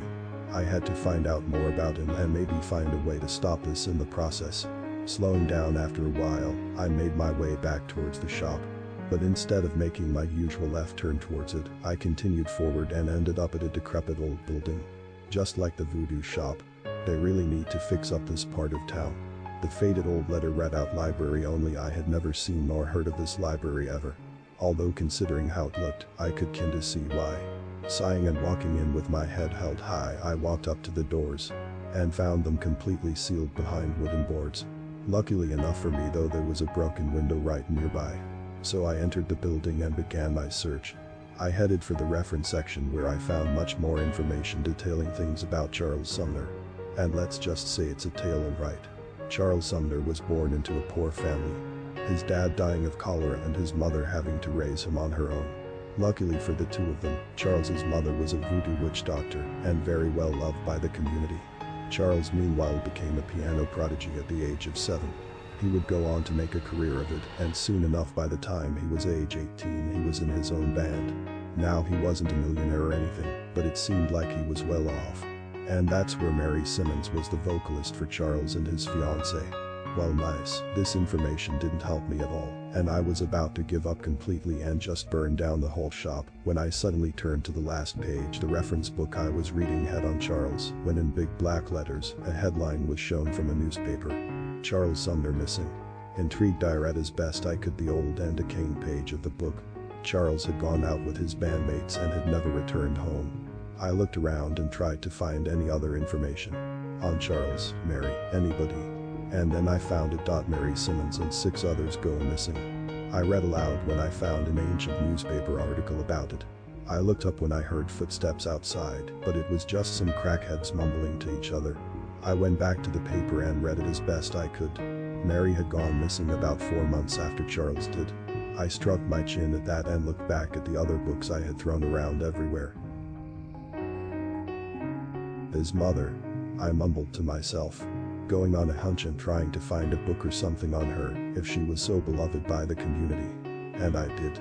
Although she retreated from public life after the disappearance of Charles, I did manage to find one interview she gave before then. She blamed Mary for the missing Charles. More importantly, the missing $10,000 he had won in a contest the night he went out. Gotcha, I said aloud. Closing that book and trying to use my mind to piece some things together. Having a good read, son? Creole asked me, sending me flinching into the bookshelf and staring at him as he sat up above me on the bookshelf across from me. A really good one, Charles. I shot back at him. The smile on his face disappeared when I called him that. He growled at me and hopped down to my level, grabbing me by the collar again and slamming me harder into the bookshelf. Don't call me that, he snarled, lifting up his fist to beat me, only for me to headbutt him and grab a book from the floor, striking my boss in the face with it and pushing him over. He tripped and fell to the floor, but stared back at me with anger in those buttons of his. What did Mary do? Why did you keep her trapped in the basement? I demanded to know, lifting the book over my head to hit him again. He looked at me with sharpened teeth and got up to his feet, fixing his tie and looking at me like I was a worm that he had just stepped on. Grabbing me by my collar again, he stared into my button eyes with his own. That whore deserves everything I give to her, he snarled, his teeth again growing sharp. In a pure rush of adrenaline, I grabbed his mouth by the stitches and yanked as hard as I could. I managed to rip out the entire length of his suture, causing him to drop me and stumble backward. Gagging and coughing, her looked at me with that black ooze dripping out of his mouth much quicker than it did before. Acting quickly, I ran at him and pushed him over with all my weight. Fishing inside of his coat pockets as we both stumbled to the floor, I managed to pull out the two items I knew he needed. His spool of black thread. And the key to the basement. "Thanks, Charles," I shouted with his chuckle, standing and booking it towards the library entrance. No pun intended there, surprisingly. I heard him scream and shout at me, but when I looked back he was struggling to stand up. Clearly ripping those threads out of his mouth did something to him. Good thinking adrenaline fueled me. Making it out through the window I had gone in through, I sighed hard as I looked down at my arms. Still pale as him, but they had stopped at my elbows, meaning I had bought myself some time from all that. Sighing hard, I now knew what I had to do. I was going in the basement. Armed with a key and a rusty pipe I stole from the outside of the library, I started walking towards Old King Creel's. A million things were going through my mind at that moment. Thoughts about Charles, what had happened to him, and what was going to happen to me. Opening the door to the shop, everything was dead silent. Even the rusty bell was much quieter than it usually was. Looking to the wall of voodoo dolls, I saw that they were all starting to rot and fall off the shelves. I must have really weakened him. Renewed by this, I strode towards the basement and stopped. His office. I looked over to it and changed my course to look through it. Maybe there was something in there. Going into the clean office, I saw most of what I had seen the first time. A tidy office and scratched out pictures. Only this time I paid attention to the pictures, seeing that indeed these were of Charles and Mary. Opening up his office desk, I didn't find much of anything. Countless buttons and threads, as well as several pairs of gloves.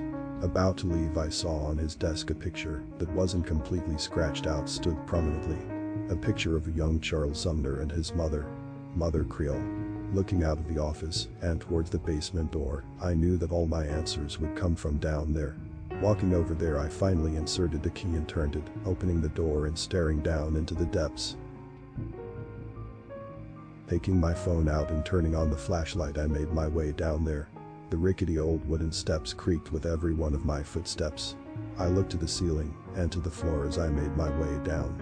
Passing several bones and articles of clothing on my way down, I finally touched solid ground. I was in the basement after all this time. And it was as freaky and gross as I'm sure you guys imagined. Decaying and rotting bodies laid everywhere, some hung up by strings like puppets and others clearly having been chewed on by something. And that something soon caught my attention. The sound of crunching porcelain turned my attention to the corner of the room where Mary sat looking up at me in horror. "He's gotten to you too," she whimpered softly, curling up into the fetal position. I made my way over to her, phone trained on her cracked and broken body. I kept my pipe in my hand just in case she got any ideas. What happened to him? Obviously, he didn't just wake up like that, as I did. I demanded to know, keeping a distance from her and waiting for the answer. She curled up tighter, obviously not wanting to spill her beans. But finally, she spoke up. "I cheated on him," she mumbled, looking up at me with the one eye she had. Her face was cracked and her right eye was missing, but the other shone off the flashlight I had trained on her. He was a nice guy, and when he asked me to marry him I caved. But I was already seeing someone else. A mobster, she mumbled softly. "And you wanted to make him disappear and steal that $10,000? I asked, sort of siding with Creole Charles on this one. "No, that wasn't the plan at all. I told Henry that I just wanted him to get scared and leave town. Henry and his goons took it too far," she said quickly, looking at me and lunging out, grabbing me and shaking me quickly back and forth. "I didn't tell them to torture him." "Wait, torture?" I asked quickly, shoving the porcelain doll off me, holding my pipe up to get her back from me. She looked fragile, but something had to be chewing on all these corpses down here. And she was the only living thing down here. "Why, yes. Those stupid idiots," she mumbled, starting to cry and looking up at me, holding her two hands up and rubbing her messy hair around. They tortured him, beat him, ripped the eyes out of his head, and cut his head off when it was all said and done," she explained, looking up at me for some kind of sympathy. "What? You were just gonna fuck him up and steal his money? I don't believe you for a second. He's done horrible things to people, but if you caused that to happen to him, you're no better than him," I said with a huff. It didn't make sense, the way she put it at least. "What? But," she began, obviously trying to fix her lie. But she gave up and sighed, rubbing her cracked face and nodding behind her hands, looking back up at me with an exhausted face. "Fine. I wanted to get rid of him. But I wasn't strong enough to just come out and say I didn't love him anymore. He spent every single moment of his time playing gigs which I had to sing in. And I hated it. I hated all of that. So when Henry came and swept me off my feet, I decided to be selfish for once in my life. She shouted back at me, stumbling to her feet and staring at me with daggers in her single eye. Guess you didn't expect him to come back as a vengeful voodoo ghost. I snickered, backing up from her and heading back towards the stairs. She followed me, the anger still obvious on her face. If Henry hadn't done such a shit job hiding his body, his mother wouldn't have discovered it and turned him into that freak. She mumbled, turning and looking around the wall she must have looked at for almost 100 years now. Now I'm nothing but his punching bag. She sighed, looking back at me with a hopeless expression. He fixes me, then breaks me over and over again. She despaired. I'm sorry, Mary. I really am. But at the same time, you aren't some innocent victim. I responded, looking down at my phone when it vibrated. An unknown number. Although I knew exactly who it was. No. I said softly. Sorry, Travis, my boy. Your luck's run out. The familiar voice said to me. Before something struck me on my head and I lost all control of my body. Flopping to the floor and passing out. His nice dress shoes coming into view just as I lost conscience. Wakey, wakey, son. Creole hummed, smacking me hard in the face with a glove. Snapping me awake and looking around. Instantly trying to move, but finding myself stuck and trapped. I looked around and saw I was still in the basement. Only I was tied to a table. You gonna cut me in half? I asked, groaning at the stinging pain in my head. Looking at him and realizing that he had lost an eye. Then seeing he'd used a thread from that eye to sew his mouth back up. Unfortunately not. I do need you to be somewhat intact. He sighed, walking over to me and tapping my nose. Smiling as he pulled away. No, Travis, my boy. I do in fact need you alive. Well, sort of. He chuckled, slamming a heavy bag onto the table, on top of my leg, causing me to cry out in pain. Charles, please. He doesn't deserve this. Mary's soft voice spoke up, causing Creole to stop his searching in the bag and looking off into a direction I couldn't focus on. Grabbing the pipe I had equipped myself with, he walked out of my field of view. Although the sound of breaking porcelain was more than enough for me to understand what he was doing to her. Sorry about that. He returned with a chuckle, dropping the pipe on the floor and searching through the bag once again, smiling nice and wide when he finally found the item he was searching for, pulling out an ancient drill, the kind you need to crank to be able to use. What are you going to do to me? I asked him, pulling on my restraints hard and trying to escape the restraints that had me firmly down on the table. He looked at me with a wide and happy smile as he placed a drill on my exposed palm. I need a permanent employee. Someone who can work hard and never ever take breaks or refuse an order. If I had been a good little boy and just followed my orders, I wouldn't have had to do this step. But you just had to start snooping, didn't you? He sighed, starting to drill into my hand. I'm not ashamed to say I screamed. I screamed and begged. I thrashed and tried every way possible to try and escape. It wasn't so bad with the second hand. I think I was passing out from blood loss by that point. The feat, lucky enough for me, was a walk in the park compared to the drill into my hands. As I struggled to stay conscious, I saw that he had begun to tie thick pieces of string into the holes of my hands and feet. You'll make a fine addition to the crew, Travis. You practically look the part. He giggled, his voice distorted as I slipped in and out of consciousness. Although the feeling of something sharp and cold on my throat brought me back to reality. He had a hacksaw over my throat. What? I sputtered out, my voice slurred from blood loss. Trying to protest, but too weak to move at all. Sorry, son. This is the only way to grant you immortality. Lucky enough for me, my head was still intact enough for my mama to bring me back to life. So you'll be nice and easy. Just a quick dip in that solution I have whipped up, and you'll be a new man. He chuckled, pressing the hacksaw hard on my throat and starting to saw into me. The first few goes were on a scale of pain you could never imagine. But by the time he cut into my spinal cord, I was already dead. Wakey, wakey, son. You've got to stop falling asleep on me. Creole's soft and loving voice spoke to me as I regained my consciousness. I looked around and saw that I was sitting up on the table. I looked down at myself, startled when I saw I was in my own black suit. My tie was red, unlike Creole's purple. I'm alive?" I asked, looking over to him and touching my throat, finding a long row of stitches all across my throat like his. "Yes, indeed, son." He chuckled, smacking my back and pulling my attention over to a large black cauldron nearby. "Mama's old recipe. A quick dip of your head in there and you can kiss mortality goodbye." He chuckled, pulling me to my feet and helping me stand straight. I shivered at the thought that I had been dead, but even more so when I looked down at the strings tied to my hands and feet. "What am I?" I asked him, looking over at him and wanting to cry, despite my clear lack of eyes. He looked back at me with a big yellow smile, pulling me close with his arm around my neck. "You're my store clerk's son, and my own personal puppet." He chuckled, lifting up a mirror and showing me myself. I did start crying then, even if no tears came back. My face was pale, and the red cheeks bright and vibrant.